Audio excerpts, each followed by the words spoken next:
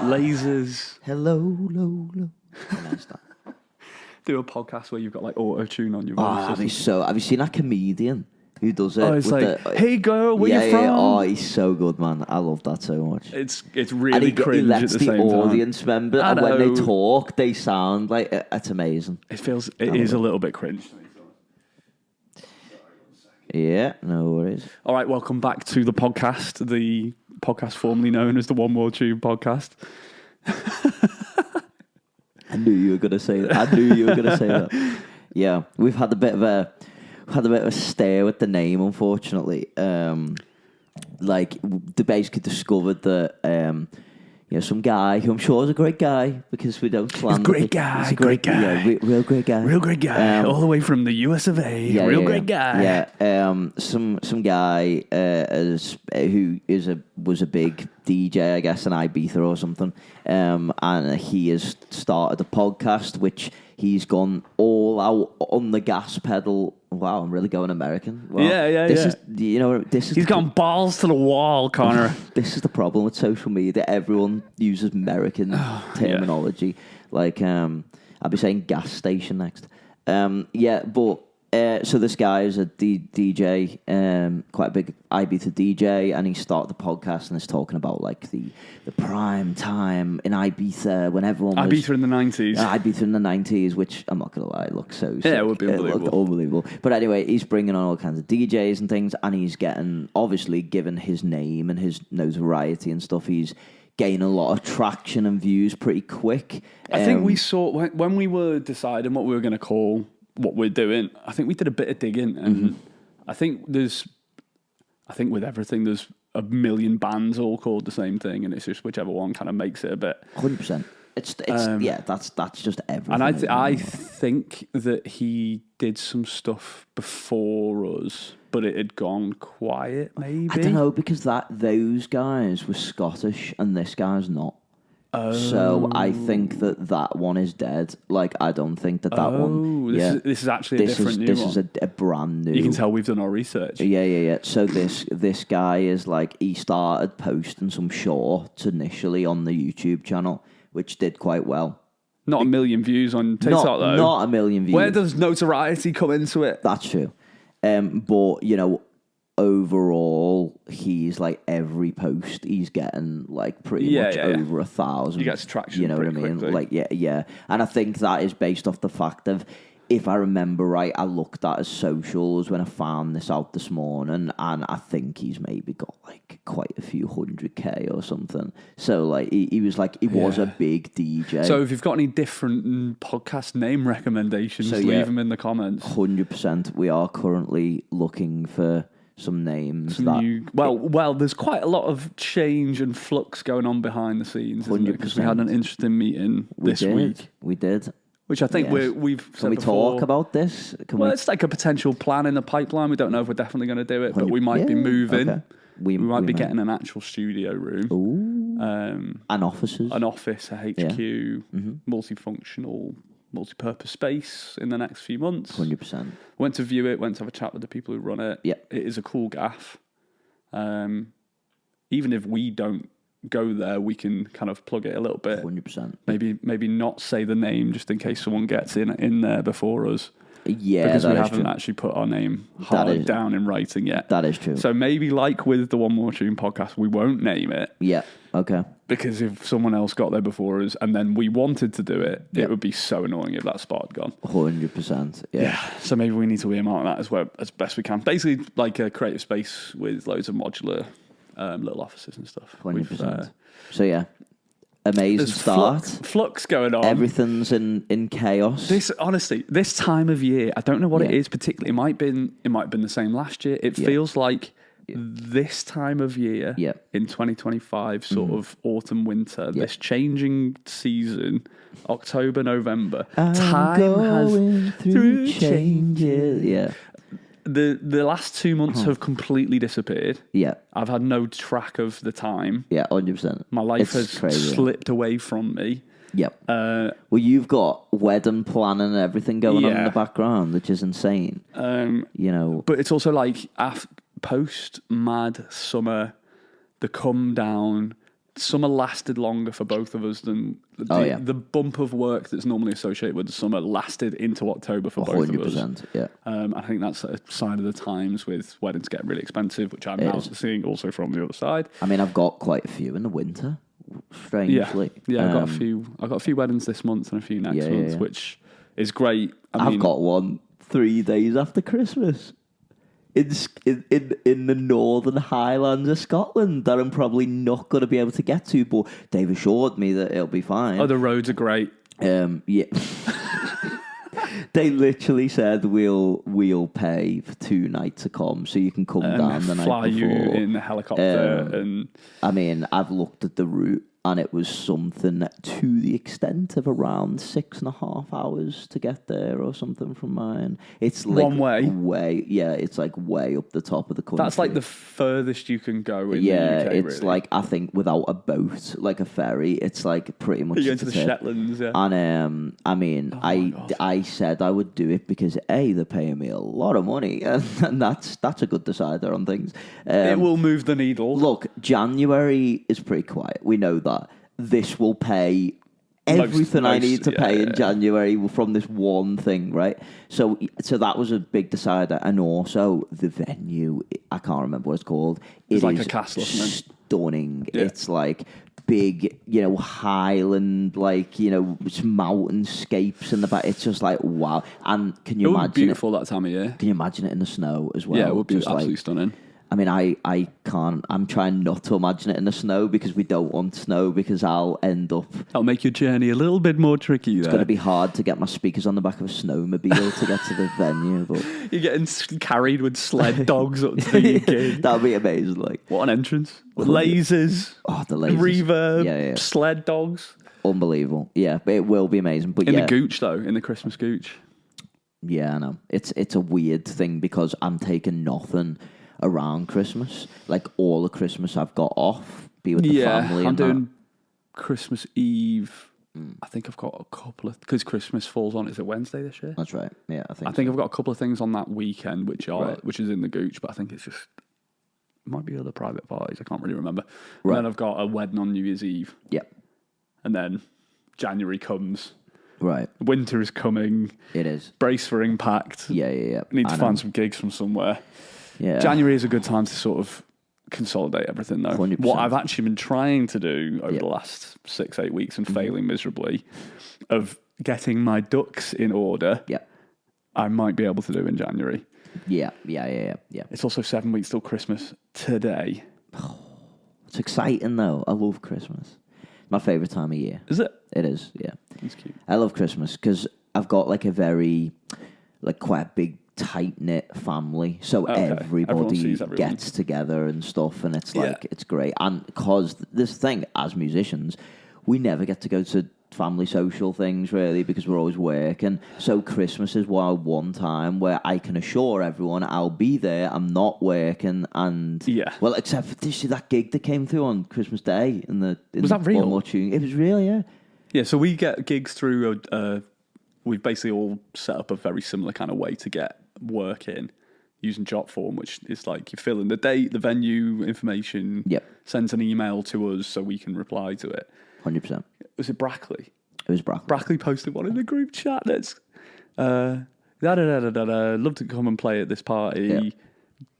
25th of the 12th, 2025. It was playing in a gazebo on Christmas Day outside while they eat their Christmas dinner in the garden, basically playing music, like Christmas songs and stuff while they were playing.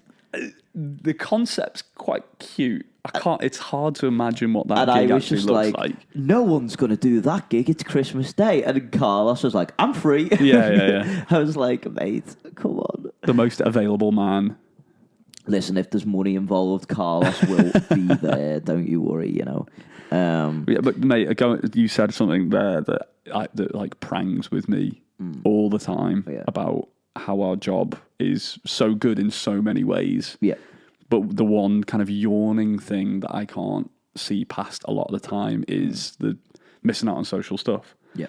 Because I've got a group of 8-9 mates from school who still most live local, still kind of see each other semi-regularly. A few of them have got kids and stuff now, so that sort of like drifting apart thing kind of happens naturally as you grow older. 100%, yeah. But I know that I definitely am further apart from that group of mates because of my job. Well, I had a weird one where, similar to you, I had my group of mates from school, and same when I started doing music. Obviously, they all worked 9 to 5 normal jobs, and they were going out arranging stuff, and it was always just, I'm busy, sorry, I'm busy, and then but then they stop asking you because you're like, so they stopped stuff, asking me a long time ago because it was always weekend. And then one of my mates the other week, it was in the group, like got married, and I wasn't there. And I was a bit like, oh shit! And it's like, Did you know about it? You know, when you realize, like, I knew about it, but I wasn't invited. But it was like, you know, when you get, it's crystallized. You know, when you get to that point where it's like, but then I was thinking, I haven't spoke to them in years because of just music, drift and life. But I tend to find now that all of my friends are creatives and musicians, because basically we find that we can all arrange stuff because we mostly work weekends. So we know Monday, you're not probably not doing it. It's midday on a Thursday. Most people are in an office. We're doing this 100%. So I've tended to, unfortunately, the people who I was friends with growing up and stuff, most of them got into sort of normal 9 to 5 jobs. I've tended to drift away from those people and drift towards now all of my mates basically are musicians, DJs, whatever. You know, just the way it is. We work very unsociable hours, I guess. It's hard. It's like the bit of sacrifice that I think really gets overlooked because there's so many pluses to our job, doing your own schedule. Like, you're basically as successful as how hard you try a lot in our you get on what you put out. No, but you get out what you put in. Yeah. Well, that's it. No, I found that. You're putting out, like, if you're this job. Thanks. Connor's working tricks on the street just to get gigs. 100%. Just there with his guitar, playing a tune like hire me. 100%. That's kind of what we're doing online. A lot of gigs in January on Shield Road, you know.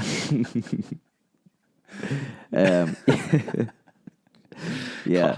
But as I say, no, 100%. That's what I have definitely found. And so back to originally the thing, like a lot more weddings in in the winter, and especially in January and things. Yeah, sign at the times, isn't it? People are avoiding paying the premium for a weekend in the summer and trying to find other avenues to make things a bit cheaper. Yeah, like 100%. I've got weddings in January and stuff, which is unheard of in previous years.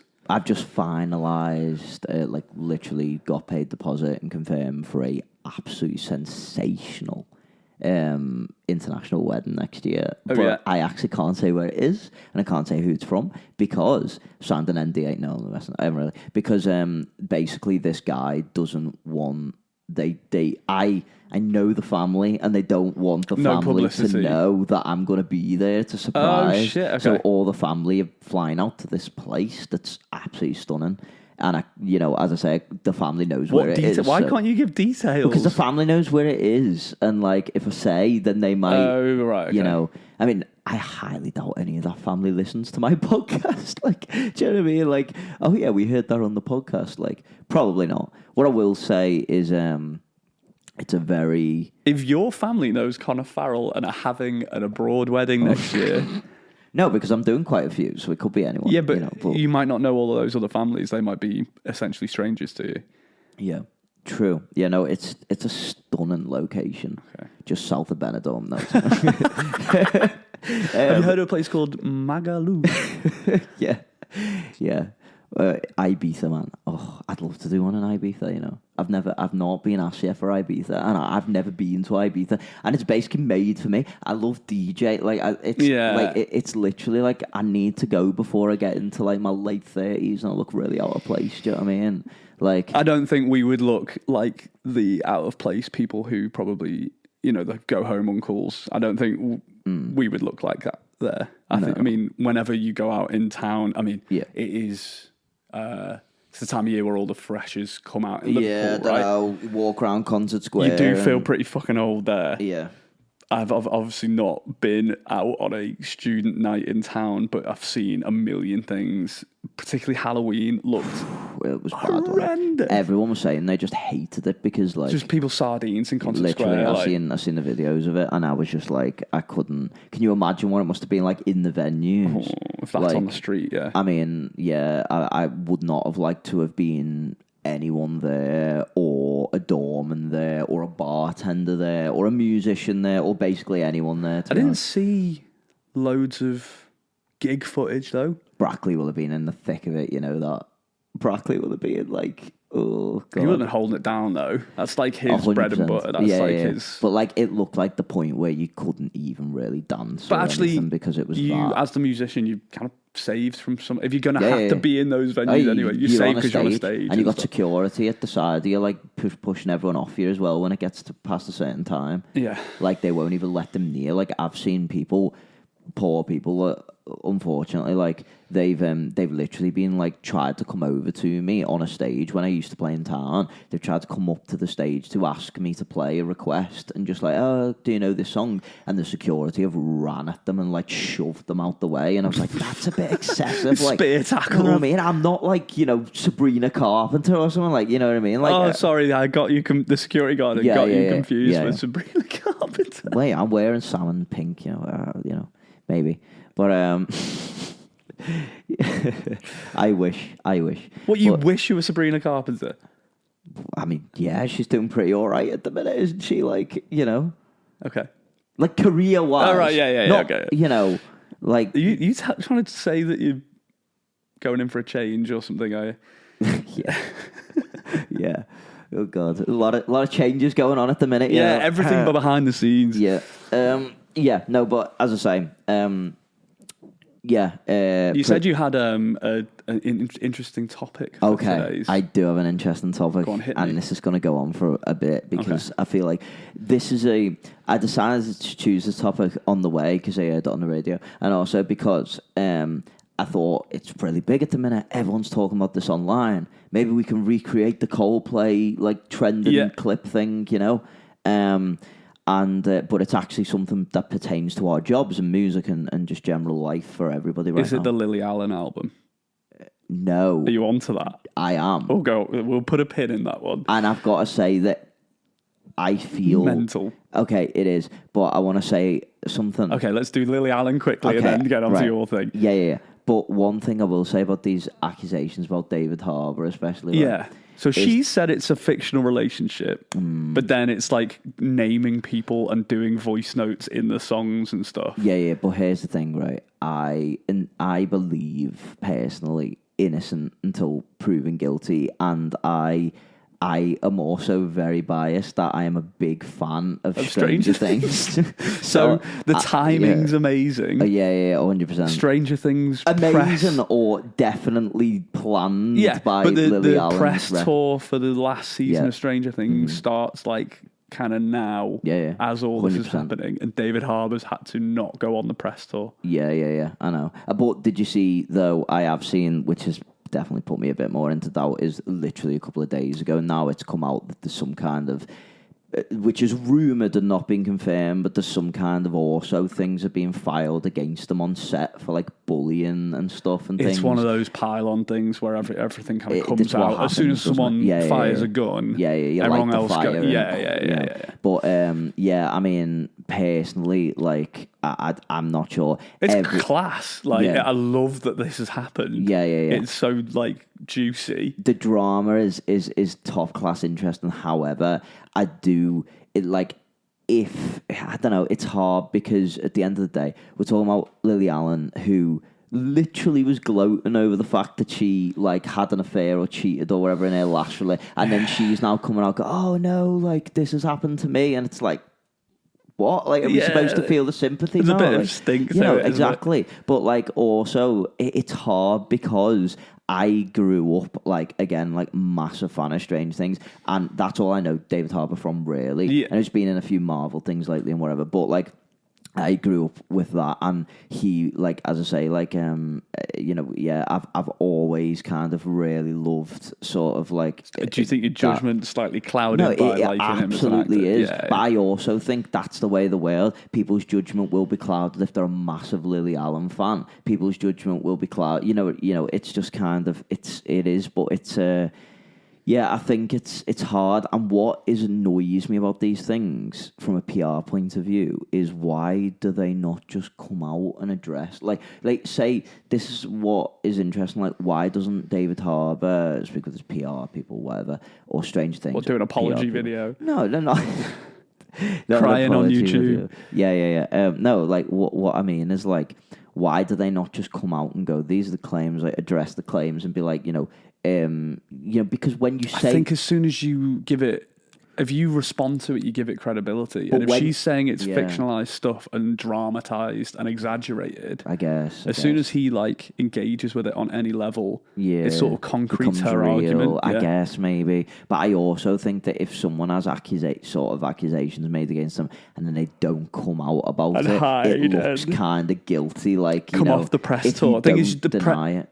All it's going to be, imagine he goes on that press tour trying to do Stranger Things. Oh, yeah, no, I understand that. I probably think they say it's a mutual agreement. I think Stranger Things is PR as being like, bye, because we imagine it'd just be all the interviews and the questions would be like, what do you think of Lily Allen? What do you think of Lily Allen? This is the most expensive Netflix series, like, season ever produced, right? It's the flagship. It's one of their first massive hits, you know what I mean? It's the final season. It's the final season. They are have you seen how much money they're putting into marketing around the world? They are spending... Not for David Harbour. Yeah, and so they do not want anything to overshadow this or mess it up or whatever. So that's why they've just been like, look, take a back seat. And they're probably quite happy in the sense of there's no more seasons. So if it does turn out, it's wrapped, you know what I mean? And people are that invested, me being one of them, people are that invested in Stranger Things and the story and everything that no one's going to care anyway. Like, I would watch it regardless if he turned out to be,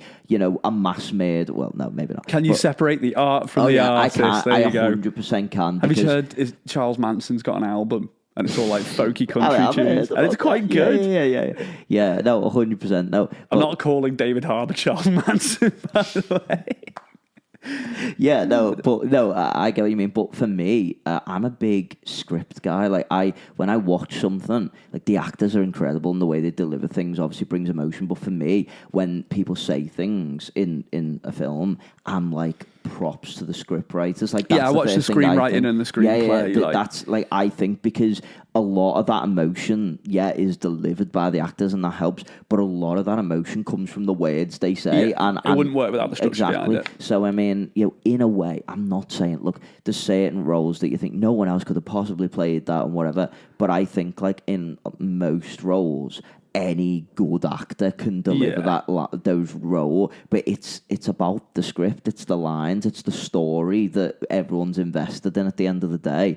I mean, how many times, like, films have done cast changes midway through films and things. I've not seen it halfway through a film. No. I mean, well, I guess Fast and Furious did that when Paul Walker died. Yeah, but they got his brother to come in, and then they CG'd his face onto it. Yeah, I mean, I guess that can't be helped, but so big up the Lily Allen drama. It's juicy gossip. It is. It's very interesting. The music is shit. Okay, I've listened to it through. It's weird. It's like in its own sort of lane. Yeah, this sort of storytelling style of the music. Like, I don't know if you listened to it. I have. Could you imagine any of those songs being performed live? No, but this is becoming a bit of a problem with all modern music. I'm finding is that it's all like, how are you going to the only way you're doing this, I think, is about Billie Eilish as well. I love. Okay, that was a bit strong. I really like Billie Eilish. Right? Yeah, she's cool. I more like her brother, who Phineas, in my mind, is the mastermind behind her success, and I will always say that she's incredible. Not taking anything away from her, but he's that like the guy machine behind is it, a genius. Like I've seen, doesn't he write for loads of people now? Oh yeah, unbelievably, and he produces. He's basically one of the best producers. Like in my opinion, he's one of my favorite producers. It's kind of like Charlie Puth, isn't he? Like sort of mastermind. I love Charlie Puth as well. Really big fan. Really excited for his album next month, in February or wherever, coming out. You know, I'm massive fan of all those types of modern producers and things. I love the way they do things similar to Charlie Puth. Like Phineas did that, like I think was it in Bad Guy or something by Billie Eilish, and like one of the rolling percussion elements was actually like just a street. It's the street crossing thing in Australia and things. I love like that creativity. Like I love all that stuff. So I'm a massive fan of them. However, like I was going back to, my point is that Billie Eilish could not. Well, she could if she paid a lot of money, but they wouldn't allow her to do it. She could not really fully replicate the studio versions of her songs without using click track. There's no way, because a lot of those fully sort of atmospheric, like modulated synth and stuff, and a lot of it just can't be done live because a lot of it genuinely is atmospheric stuff that's made in the computer, so you can't really do that unless you put it on a trigger and just play it, and then exactly. And you're doing the same thing. You know, a lot of people don't realise with pop acts how much is getting done on a click track, and it makes a fantastic. This is not just slamming pop musicians. The pop music falls into showbiz, into kind of, you know, the big show, like the live concerts, live performances are almost like big theatrical things now. 100%. Like it's the show. It's the show. Taylor Swift started this. Yeah. Going back to Sabrina Carpenter is always like that as well. What I saw a funny one. I think they kind of do it to be hiding in plain sight as well. I saw Tate McRae like flipping a mic around, and it was the wrong end of the mic, and she's singing into it, and the vocals are coming out. That is not a new story. 100%. That's been happening. Lip sync's been happening forever. Look at Top of the Pops in the 80s. Oh, yeah. You know what I mean? Did you ever see that thing with Nirvana where they all swapped instruments because they were so annoyed? Well, that's where the Morrissey from the Smiths Sunflower comes from. 100%, yeah. Because he didn't want to like fake it, so he just starts whipping a sunflower around. I think there's one with Oasis. I don't think it was on Top of the Pops. Okay. It's maybe on like French TV or something. Right. And they all swap around. Yeah. It's like Noel's wearing the shades, standing there like Liam. It's great. Yeah, no, I mean, you know, I somewhat get it in TV is very, I mean, if you ever watch behind the scenes of live TV, it's like, right, you know, camera B, Q, 3, it's 2, all a magic everything's trick. It's all like a magic trick, isn't it? Yeah. So, like, I understand everything has to be to the second done, so I get why they have to do it in some sense, but, like... To control it behind the scenes. You know, but, yeah, I mean... Yeah, it's not like a on pop thing. I mean, I love pop. I love what it does. I mean, you know, again, I will say that even the likes of, you know, Taylor Swift and Sabrina Carpenter, one thing I do love is that they all use live bands, which is amazing. And especially Taylor Swift's band is incredible. Yeah. And she's used the same band for ages. What's that guitarist called? Matteo Assato? Yeah. The guy who does like the amazing Instagram clips and stuff. Yeah. He's done tours with her and stuff. Yeah, like I've noticed that in theory, they do not need to do that.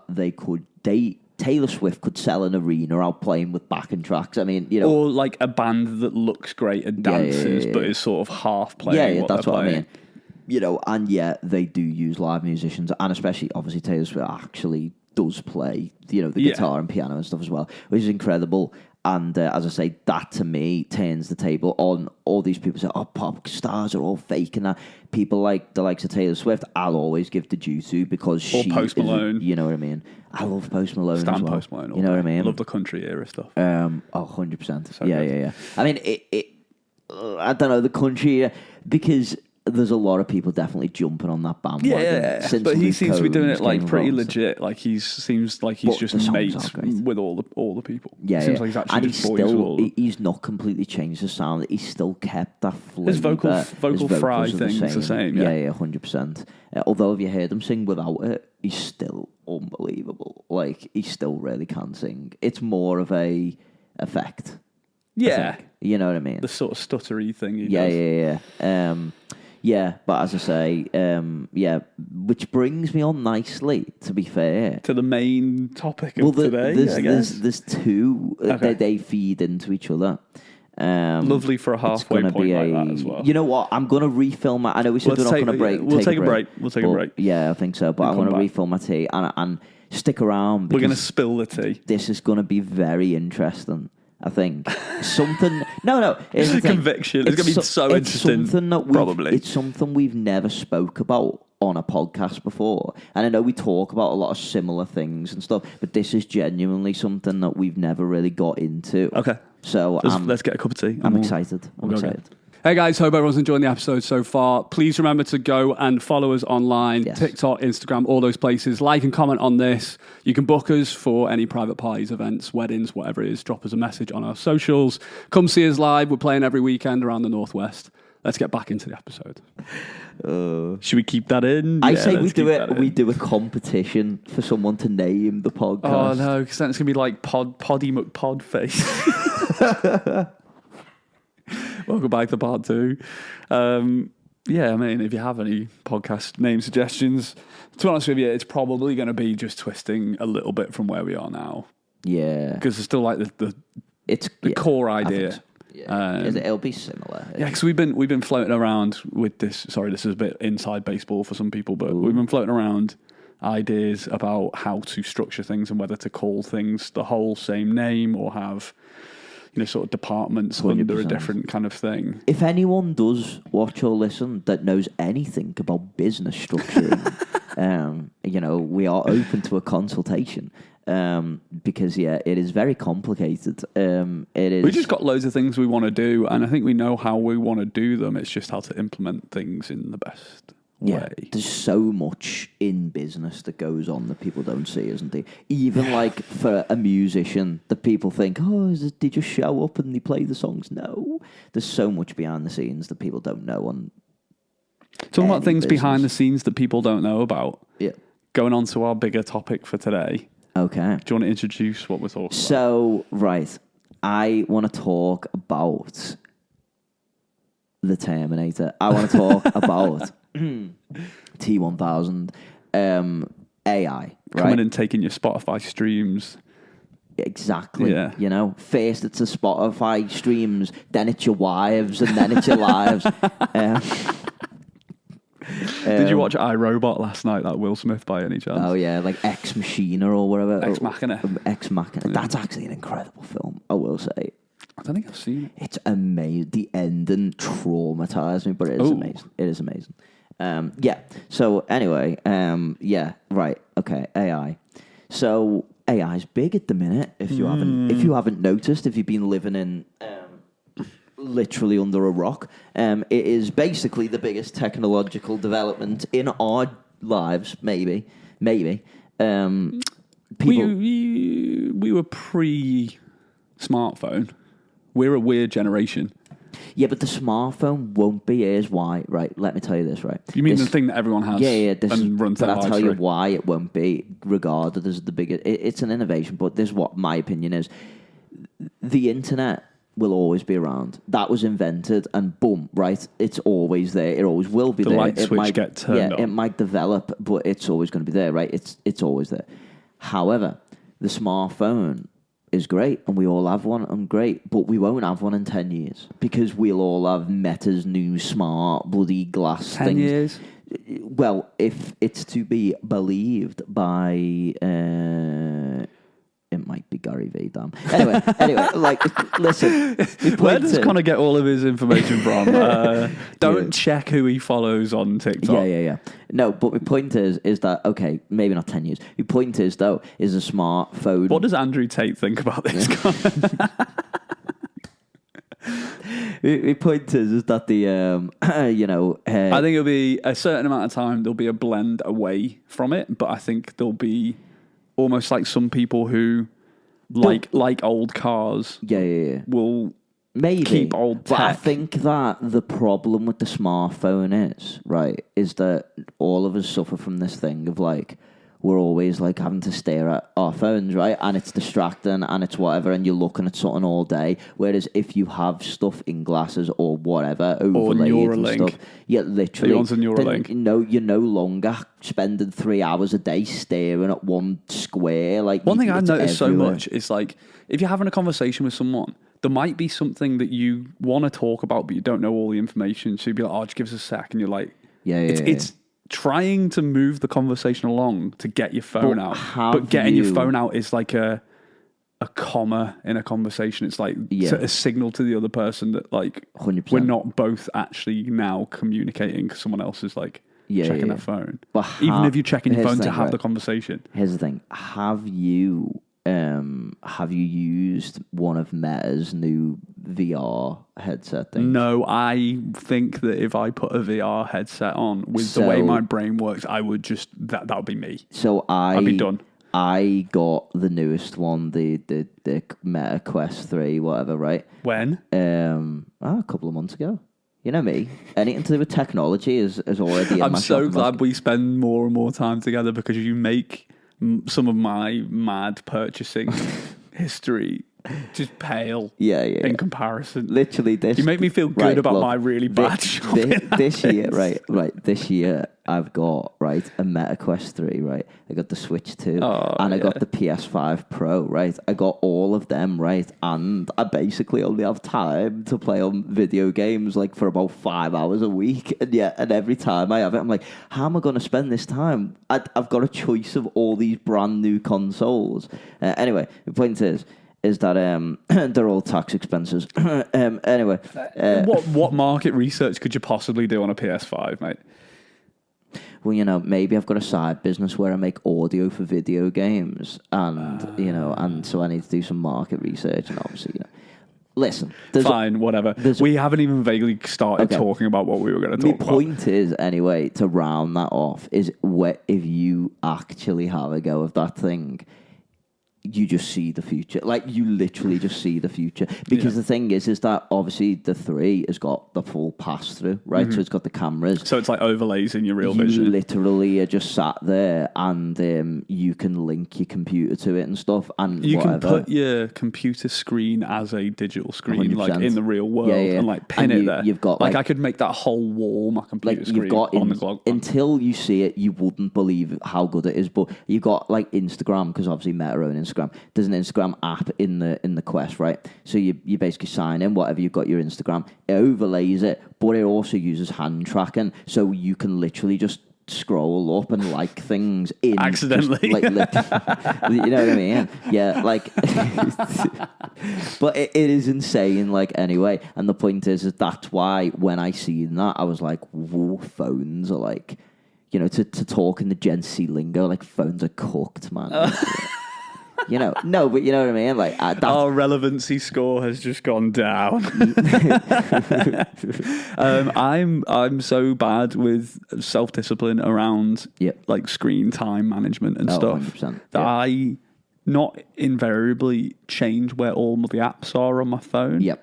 Because without even thinking about it, I could like automatically tell you where an app is on my home screen. Yeah, it's mad, that, isn't it? And you don't think about it, you go, oh, that's where I have to press to go into this. That's where if it stays like that, the barrier to you actually going onto an app and burning an hour 100% is minute, thin. If you move your apps around and inconvenience yourself, where the fuck is it? You might just have 1 second to catch yourself and go, do I need to doom scroll right now? I know. It's crazy. Like, I've managed to get mine down a lot by doing the downtime thing. You seen that on Apple, and it basically blocks all your thing is, if I had something on my phone that blocked everything that I could then log into to say, unblock everything, I would just do that. Yeah, I know. Have you seen the bricks? Yeah, and the brick things.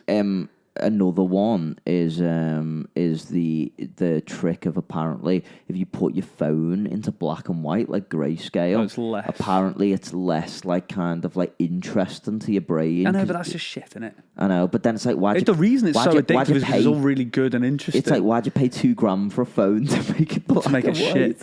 Well, there's two things I've seen. There's the Nothing phone. You onto that, where it's got like really simple just text and Problem call. is, though, when you have a phone like that, you look like a drug dealer, to be honest. Yeah, fair. You know. There's also there's a company called Brick that have got like it's like an NFC tag thing. Okay. And you scan tag your phone on it. Yeah. And then say block TikTok and Instagram or whatever. Right. And if you're going out the house, yeah, you leave it. You leave the brick. Okay. And here, you can't. Yeah. And the only way you can get unlocked from all those things again is by tapping it back on your phone. It's crazy, isn't it? Sad though that's mental. We have to do that. Like it's absolutely mental. It's like it honestly like. Well, the really sinister thing is that it's all in the manufacturing and the design process designed to take as much of your attention as possible. 100%. Like algorithms are literally just attention farming. That's literally it. Literally. And it's like, and the sad thing is, I mean, you wonder to yourself, like when our generation gets old, especially the younger generations, when they get to like 80, how much of their actual life have they spent on a phone? If I think about my weekly screen time. Yeah. It's a lot. I can't look at my screen time because we're currently filming using my phone, but it's a lot. If we compared screen times, I think I'd be really embarrassed. It could 100%. be 7 hours a day, 6 hours maybe. Wow. See, that's great. And then you're sleeping, so, I mean... I should do one of these dopamine detox. Oh, I things. need it so badly. I need it my brain is cooked at the minute, absolutely fried. But I do constantly have a podcast on, like I'm listening to something, either music or a podcast. So I think most of that will be YouTube. If you're listening to something, it's like having the radio on. If you went back 60 years ago and someone had the radio on in the house all day while they were doing chores, you wouldn't be like, oh, their screen time's fucked. Yeah. 100%. But because I'm listening to podcasts all the time, my screen time's fucked. I feel self-conscious about it. I think so. I think audio, I mean, you're still in the real world, you're doing stuff. I think audio is fine. I think when you just sat in one place staring at one thing visually, I think it's definitely not great, you know. I wonder how much productivity is lost in the world from people, 100%. Probably mostly men sitting on the toilet doom scrolling on TikTok. Oh no, 100%. Like, and also, I've actually found that when I spend more time on social media and that kind of thing, which is a lot, you know, I do spend a lot because of work and stuff. Yeah. And when I spend more time on social media, I find that I'm just not motivated to do anything in my normal life because of the whole dopamine thing. Because, you know, the whole reason is you get dopamine is because you feel like you've done something and you get, so it's a motivator, it's a chemical motivator. Boredom is a positive thing to stimulate you to make a change and take action. But if you're never bored, you never want to do anything. I will make this statement, and I know it's 100% true. If social media, like it is now, existed when I was a kid, I would not play guitar because I would not because I mean, it didn't exist like it does now back then, but it was around. It was poking its head. The problem is the real thing. It's the infinite scroll. Because the infinite scroll. Because the problem is, when I was a kid and I was learning to play guitar and stuff, I got bored of Facebook quite quick because it's just you'd run out of shit. Yeah, and you are up to date. You've got to the bottom of it. Exactly, and it's just your friends, and your friends are boring. Like, let's be honest, most of your friends just, here's what I have for dinner. You're not bothered, right? But the problem is now you need more interesting friends. But the problem is now it's not what your friends are doing. It's mostly this. What the most interesting people in the world are doing. When social media started out, right, it was just what your friends were doing. You went on Facebook to see what your friends are up to, and that's it. And it's social media. It's with friends, right? But then they discovered... It's when Instagram went from your friend's feed to a suggested feed. Because they discovered... your friends are boring, so we're gonna fill your news feed with whatever Kylie Jenner's up to and then it learns what you like. Yeah, 100%. And then it's literally you're done. They have your brain. Yeah, they have control of your brain. 100%. I'm scared. Going back to Neuralink, do you know what Neuralink is? Mm-hmm. The Elon Musk thing that he's got a patent for. That's fucking terrifying. It's also amazing. It isn't. Did you see they managed to make a paralyzed person? Yeah, so that's what they're trying to do. They're trying to use it in a medical way. But with any of these things... way, yeah. Like phones and satellite and radar and stuff were first used for the military. and then they become consumer products. It's the same with 100%. Those kind of things. It'll be used for a technical, like, good, moralistic purpose, like helping people with Parkinson's, Alzheimer's, any of those kind of things, seizures, all those kind of things. Putting an implant in your brain, but then you'll be, you can just AirPlay your phone into your brain. Yeah, 100%. And then we're done. And then it's like, see you, bye. Soon you'll just be walking down a nice nature park and a tree will just be a giant advert for, like, you know, and you won't be able to close your eyes to not look at it because it's in your brain. Exactly. You'll close your eyes and the advert will be on the inside of your eyelids. This has become a horror podcast. This is the Black Mirror episode. This is like, this literally is 1984, like, sort of like, But, I mean, the thing is, right, this feeds perfectly, though, into the last sort of 15, 20 minutes that I want to talk about AI, right?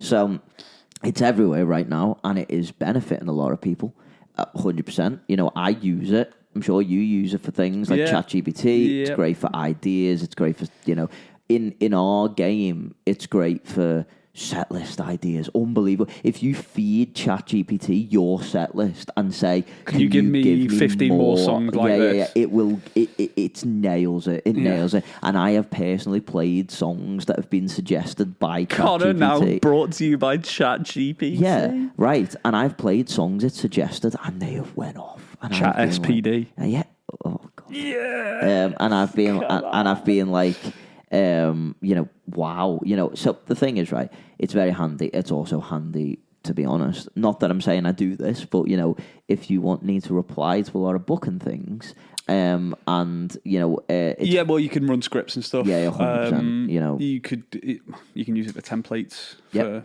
drafting out messages. If you want to play at specific venues, like wedding venues, you want maybe things like that, and you just have this, you want to make a blanket message that you can put out to people to be like, hey, I'm interested in playing your venue. It's perfect for that. It's honestly, like, even down to things like, I can say things to it like sort of tips on vocal rest, tips on whatever, like, basically, right, anything, it's great. But then also from the content side of things, give me a posting 100%. Schedule and 15 topic ideas. Exactly, right. So we're at the point right now, the perfect point where the benefits are great, right? And there's not too much, like, now, you can sniff some of the big potential problems down the line about authenticity and... the one obvious thing is, like, if there's a very obvious AI video of a political leader declaring war on someone. Did you see just literally something as recent as, like, yesterday? Obviously, we don't talk much about football, but football's a big one for it, where they sort of do, Trent like, thing. the Trent thing. And he was like, and it's so real. Loads of people in the comments were like, how dare he say this about our city? I can't believe, I looked at it and would listen to him, and then my brain went, that's not a real video. You can see straight away with the mouth. It's always the mouth. The mouth has a slight motion blur element to it, and it just looks AI. But the thing is, a lot of football fans are older. Like, they're in the 50s, 60s, it's whatever. About, they don't. What's it called? Like internet literacy. Oh, yeah, 100%. Being literate to be able to understand. It's like scams and stuff. Like, how many times does one of your parents go, I got a text about 100%. This thing? And Well, but it's also, as well, like, we consume a lot. We're on our phones chronically, a lot. So chronically our online. brain is so attention to detail about it. We can spot it quick. If the likes of my parents. My mum sends me golden retriever dog videos that are AI videos. That's really, it's so sweet. I don't tell them. I tell my mum. Oh, do you? Because I don't want her to get scammed by something. Maybe, I guess, yeah. But, like, I mean, my parents are on the phone for like half an hour a day, right? So, like, they're not as attuned to, like, what's real and what's fake. And I mean, they know they exist because I've had this conversation, like, and stuff, and they know that AI exists. The problem is what AI was a year ago, where it was quite easy to spot, to what it is now. And then you think, in 2 years, it's constantly updating. We're not even gonna be able to spot it in 2 years. Yeah, it's the beauty of our brains and being able to recognize what is really human and stuff. It's for ages 100%. In film. It's been the uncanny valley with like robots and stuff, or having animated things. So the film The Polar Express. had like quite a realistic animation style, but it made people feel really uneasy because it fell in the gap where it wasn't obviously animation, it was too close to being human, but because it was still not 100%. At being human, it gave you like a sense of disgust. Yeah. I tell you what, I have a weird phobia of that I've never said this before, like to you, I don't think. I have a real big phobia of mannequins. You know, in a shop, but not. It's probably the same. Not a psychological not a phobia of like, oh my god, I need to run away from them. Not like that, right? Except just a sort of repulsion except to for that one Doctor Who episode that was pretty scary. Oh yeah. But anyway, like no, not like that. But more right. You know, if like I'm in a shop and there's a mannequin behind me, my brain goes, "There's a person." Like it, you know that automatic proprioception or whatever. Yeah, it's weird. But yeah, like 100%. I think right now you can still sort of tell, but then you know, the future is crazy. Well, okay, so to bring it back to music, right? So the amount of videos and loads of people will have seen of Dr. Dre singing a Johnny Cash song or something, Motown versions. Of yeah. And do you know what? They're sick. I love it. It's so good. And the thing is, right? The thing is that apparently, if rumors to be believed, this is what I've heard, is that like Spotify and these big streaming platforms, right? They basically trying to do an AI thing where basically like it will play you like AI music, right? And then it'll be like, did you like this? Did you not like this, right? And if you liked it, thing is, it won't even have to ask you whether you like it or not. It'll be based on whether you listen it or whatever. Yeah, exactly. The same as TikTok and that work. They don't even ask. There's no like. Right, and soon they reckon it will get to a point where basically Spotify, you put it on when you're in the car and you're driving, it will perfectly make every song exactly to your music taste. Yeah, but we've got broad taste, right, just from doing our job. But then you'll have different songs every like. How will it know how I'm feeling in that moment, though? I don't know, because I might be angry and want to listen to like some heavy stuff, or I might be like the most chilled thing ever and want like, I don't know, surfery music. The scariest thing that I've heard all week was that podcast with Ryan Tedder on, and he had an interview with OpenAI, right, with the big chief top dogs, and he said that they said, we don't even know how it does what it does. They genuinely... No, come on. He said that they said they know how it works, but sometimes it produces results that they don't understand how it did it. And it's like, the more you feed into that, it's like, it's going to get more... There was a great story I heard about a chat bot that wanted to... It basically got tasked with sending some piece of information, which it had to get through basically the online sort of capture stuff to prove that you're human or not. Oh, yeah, of course. Yeah. And it couldn't do it. So it hired a human on Fiverr to do the capture for it, and then was able to get through the thing. See, I'm telling you, it's honestly like, you know, they reckon OpenAI in their sort of, you know, their statistics that it basically already outperforms like 95% of GPs, doctors and things for medical, like for the medical exam, the standard medical exam. It will, if you're given a certain history, what a likely diagnosis is. Yeah, exactly. It will outperform all of it. And, you know, the thing with my mum was a GP, so I can speak at least a little to that bit, the human side of things. Oh, and 100%. People wouldn't give you the information you need to make the right diagnosis if you didn't have the human connection. I would bet that there is a certain placebo effect to literally sitting in front of a doctor and them saying, being seen to. Yeah. And I think that you instantly feel a bit better, like, I've seen a doctor, and it gives you that boost of whatever. I've had times when I've like had like really bad migraine or something, right? And then I've went to the doctors, and then 5 seconds after walking out, I've been like, it feels a bit better now. Right, you know what I mean? Like, I'll be like, maybe there's just nothing wrong. It's just a headache, you know what I mean? And that does happen a lot with people, you know, and so I don't think anything like that at the moment needs to worry. My dad was a radiologist, and that's actually where I think if it's going to be a medical thing, right, it's about image recognition for that. Yeah, that's so true. It's what a normal image should look like and what this patient's image looks like, and then you compare 100%. It and find the gaps. Yeah, right. Even just on like a pixel basis that a human eye might not get. But in a way, it's good because even though it's not good for those for radiologists, things, it's not good for good for our jobs. general health as a society. Even like they reckon there's a good chance they'll basically just eradicate cancer eventually with it because it'll come up with ideas where we've got our best minds thinking about solutions. It can do all that in a second, you know. So maybe, but on the music front though, it's basically it's getting more and more, you know, sort of like how do you so with those videos, I wonder if we got given, we should do a test at some point, right, where we get 5 pieces of music and 2 of them are AI.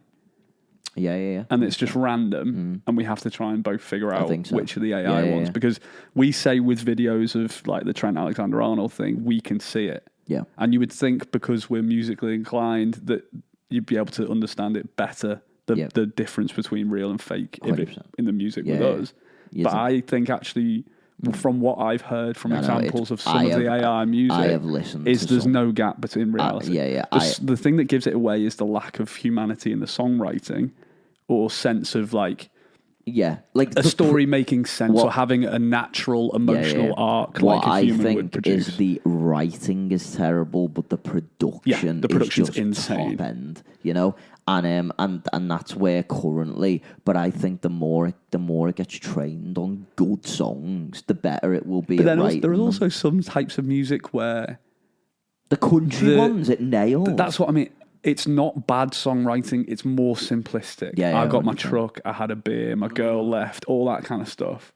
I'm 100%. Not dissing that. I love. It's not like deep lyric. Yeah, 100%. But you know that's more easily reproducible. Yeah, but I think if people think right now, like people are gonna know it's like if people are saying right now, nobody's gonna like think about this. Like everyone's gonna want human music. I am willing to make a bet publicly to stay on the internet. I am willing to make a bet that in 5 years, in less than 5 years... There has already been AI artists in the charts. No, but I think in the next couple of years, we will have a number one AI, like completely AI generated. But I think people get behind it because it's a futurist thing. Yeah. Some people want to see themselves as moving into the future. I guess so. How do they ever perform live? Have to be... what's like holograms, like the ABBA thing? Yeah.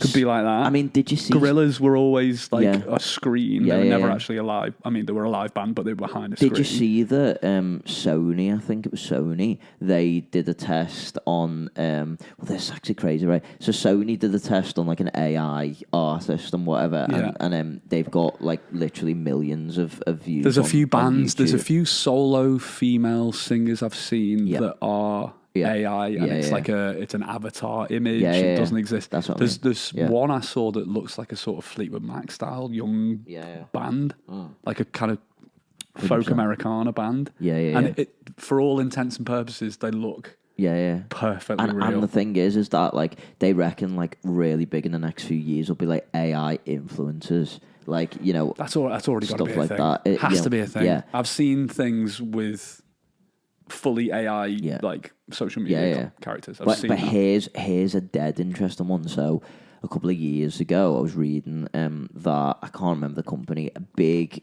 ad company, right? Like in marketing, and they basically to see just as a test, they made like an AI model, female model, right? Yeah, and they did a load of generated a load of portraits, headshots, all this, right, and then.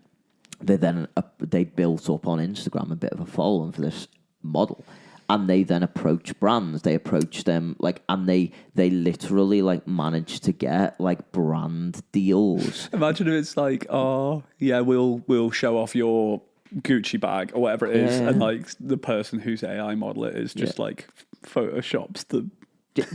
I mean, I don't exactly know how they were doing it, but this was a really high-end Los Angeles like marketing thing, so they probably have AI that we have not seen yet. They've trained their own models or whatever. But the point is the fact is, people say, I'll know. No, you won't know. In a couple of years' time, when these models get better, you will be unable to distinguish between what like band is a real band. The only way you'll know is by seeing them in real life. Which gets back to the point of talking about us and our jobs more specifically, is that live performance... Nuclear. It is going to go, like, massive. Live performance is, whether that be music, art, theatre, whatever, relatively safe. However, there will be a lot of a problem, I fear, where acts and stuff like me and you will be using AI to generate these videos of them smashing these big crowds looking amazing, and then they actually show up and are terrible. So how, in a world of disinformation online, how do you actually ever know who's genuine? Prove who is good and who is not? Yeah, some people don't want to do business with someone unless they've, like, looked them in the eye, I guess, in real life. Well, I think it's very... it's a difficult thing, I think, because, like, for example... That line's getting thinner and thinner. I have seen certain people who I will not name that I know online that are musicians like myself that are getting all these kinds of really big opportunities, right? Like working with big brands and stuff like that and things. And they're getting all these opportunities because they've got quite a big following, right? And me, being the sad person that I am, spent like a Thursday night, like last week, on Social Blade and stuff, basically being like, because, I'm always about, I like... Well, you can buy followers, that's the thing that's not new. So you're buying followers, and then you've got, obviously, like, if you promote them, if you're shoving a ton of money into anything, it's going to be successful. If you're promoting videos, do you know what I mean? Especially on TikTok, for like 50 quid, you can get like 500,000 views on a video or something crazy like that. Which you haven't seen how much money I put into the Coldplay video. Oh, yeah. I checked because I was like... Did you actually? Yeah, I did check. Just to make sure that it was legitimate. That it was not like promoted or something, because I was genuinely like, that's insane.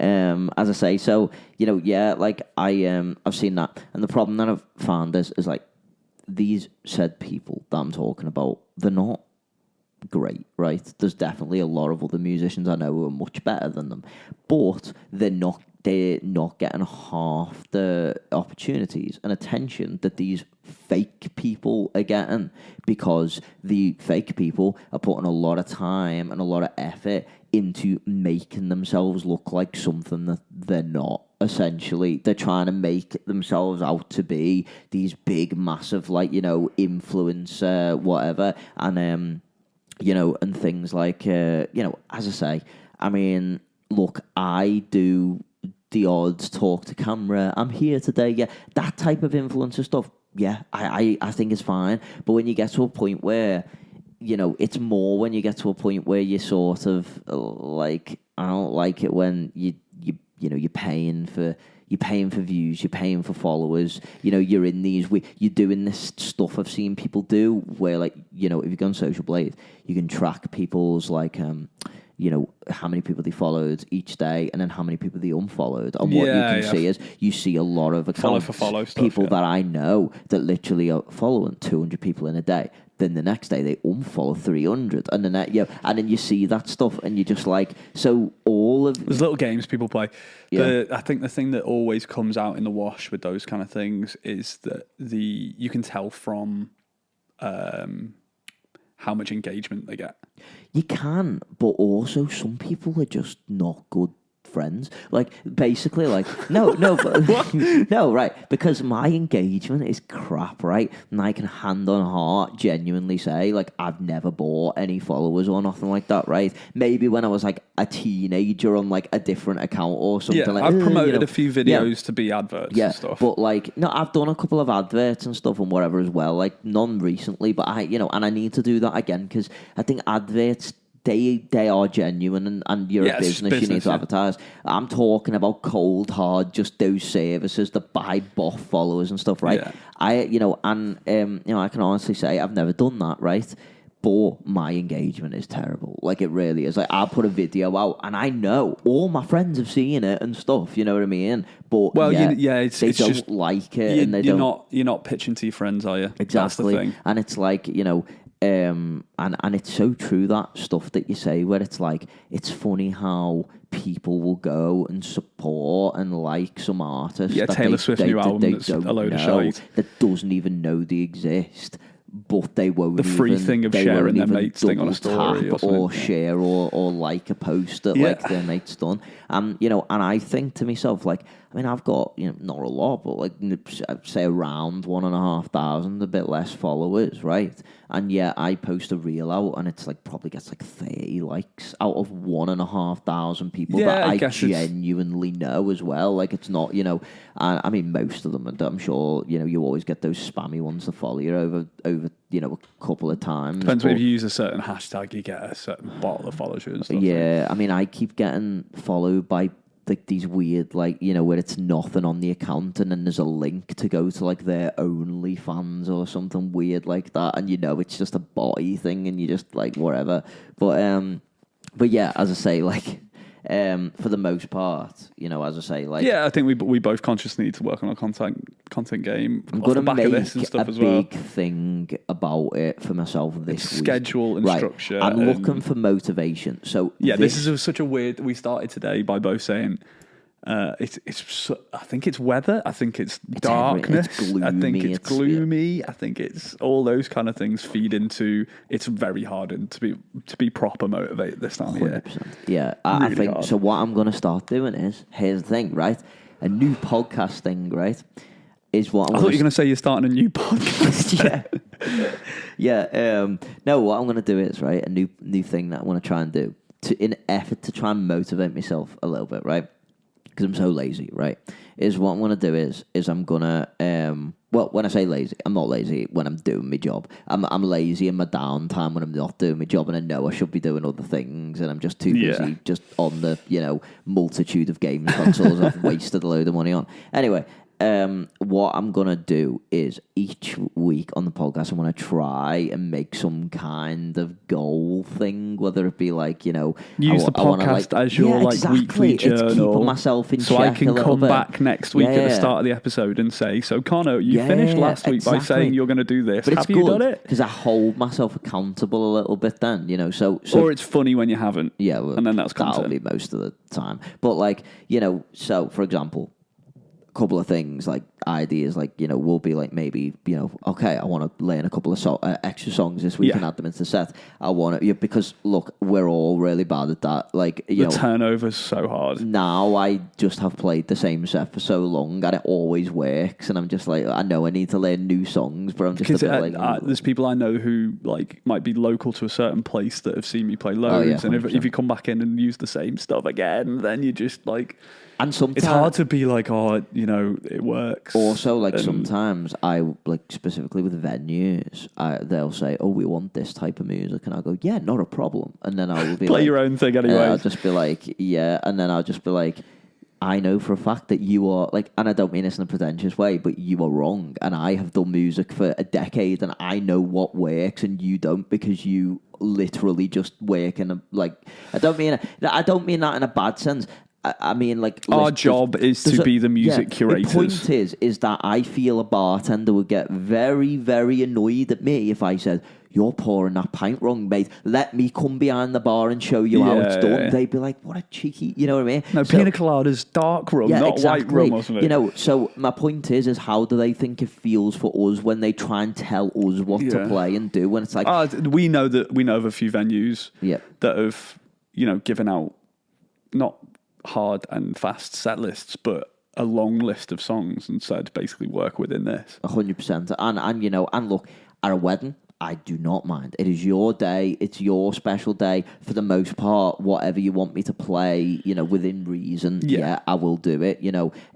That's different. But I'm talking about in public venues, you should have, if you know what you're doing, you've been doing this for years, I know what songs are going to get each crowd up dancing and stuff. They should just trust the musicians, because if they're in a point where they can't trust the musicians to get people up, they're booking the wrong musicians, basically, because they should be able to trust that you are going to get an atmosphere going and you're going to have people, you know what I mean, sort of into it and that. Which, again, it comes down to a sort of trust thing. But that's a big thing for me. Is I do need to. One of my goals, I need to learn more stuff, right, and more songs, and actually play them. Sometimes I'll learn a song at home and never play it. Yeah. And so that's why you need some gigs. I've got a lovely gig tonight that is a great testing bed. Yeah. Thursday gigs and Sunday gigs are great testing beds 100%. For new stuff. I think so. Yeah. And I got 10 new songs yesterday that I was playing through. 10? Yeah. My God, that's well, they're not all going to land. They're all testers. When you do when you learn new songs, are you playing them? Are you laying them off by heart? No. Okay, so you're playing them off the iPad, basically. Okay. Yeah, I was wondering that. But they're not worth memorising if I don't know if they're going to stay in the set or not. Yeah, that's what I was thinking. I've got one that could be a big tune, not a dance tune or anything. Right. Okay. I'm going to wait and tell you. Like a first set tune. When you say big. Or are we like peak could be in with Can't Take My Eyes Off You and a little Respect and stuff. It's not the same. So it's a classic. Yeah. Okay. Nice. Yeah. Okay. Mysterious Girl by Peter Andre. No. You've seen my iPad. Yeah. I think we should wrap up. Yeah, 100%. This is going to tangent on tangent on tangent. My goal for this week, I'm solidifying it now on the podcast. Learn 2 new songs and actually play them this week. No, it's not. My goal is the social media. I need to get back in the swing of social media, start posting at least a couple of posts a week or something again, and I'm drumming that Mixing up your content, some stuff to camera, some videos of doing gigs where it's gone well, some customer 100%. testimony some stuff. Some thirst traps, Oh my God. Play That's a very good place to end. I won't be making many people thirsty, but listen, you never know. There's a niche for everything. I always seem to attract gay guys for some reason at my gigs. Drop them in the DM. If you're watching this. I don't know if it's Connor's DMs the songs are I play open. or my Grindr profile. I'm not sure. All right. Well, in the renaming process, we will keep you updated. Yeah, 100%. West End Boys or something. Pet Shop Boys. Yeah. Frankie goes to one more tune. Yeah. Frankie goes to Wallasey. See you later.